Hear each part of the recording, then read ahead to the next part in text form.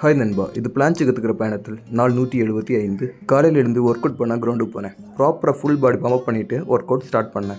முதல்ல லைட்டாக டக் பிளான்ச் மட்டும் ப்ராக்டிஸ் பண்ணிவிட்டு ஃப்ரீ ஸ்டைல் கேலிஸ்தெனிக்ஸ் ப்ராக்டிஸ் பண்ணேன். கேலிஸ்தெனிக்ஸ்லேயே ரொம்ப ஃபன்னான பார்ட் வந்து இந்த ஃப்ரீ ஸ்டைல் தான். ஏன்னா உங்கள் க்ரியேட்டிவிட்டி எல்லாமே இதில் பயன்படுத்த முடியும். அப்புறம் இதில் கொஞ்சம் இன்ஜுரி ரிஸ்க்கும் கொஞ்சம் அதிகம். ஸோ நீங்கள் பேசிக் மூவ்மெண்ட்டில் ஸ்ட்ராங் இல்லைன்னா ஃப்ரீ ஸ்டைல் போகிறது ஒரு நல்ல ஆப்ஷனாக இருக்காது. எனக்கும் ஃப்ரீ ஸ்டைல் அவ்வளோ வராது. நான் இப்போ தான் கொஞ்சம் ஸ்டார்ட் பண்ணியிருக்கேன். அப்புறம் எனக்கு வெயிட் யூஸ் பண்ணி அப்பர் பாடி மட்டும் ட்ரைன் பண்ணுற டே. ஸோ அதுக்கு ப்ரிப்பேர் ஆனேன். கேலிஸ்தெனிக்ஸ் மெயினாக காம்பவுண்ட் மூவ்மெண்ட் எக்ஸசைஸ் தான். காம்பவுண்ட் மூவ்மெண்ட் எக்ஸசைஸ்னால் ஒரே நேரத்தில் மல்டிபிள் மசிலை ட்ரைன் பண்ணுறது. ஃபார் எக்ஸாம்பிள், இப்போ புல்லப் எடுக்கிறீங்கன்னா நீங்கள் பேக், பைசப் எல்லாமே நீங்கள் ட்ரைன் பண்ணுவீங்க. ஒரே நேரத்தில் 2-3 மசில் நீங்கள் ட்ரைன் பண்ணுறது தான் காம்பவுண்ட் மூவ்மெண்ட் எக்ஸசைஸ். அப்புறம் ஒரே நேரத்தில் ஒரு மசிலை ட்ரைன் பண்ணுறது ஐசோலேட்டட் எக்ஸசைஸ் சொல்லுவாங்க. இப்போ நாங்கள் பண்ணுற பைசப் கால் மாதிரி.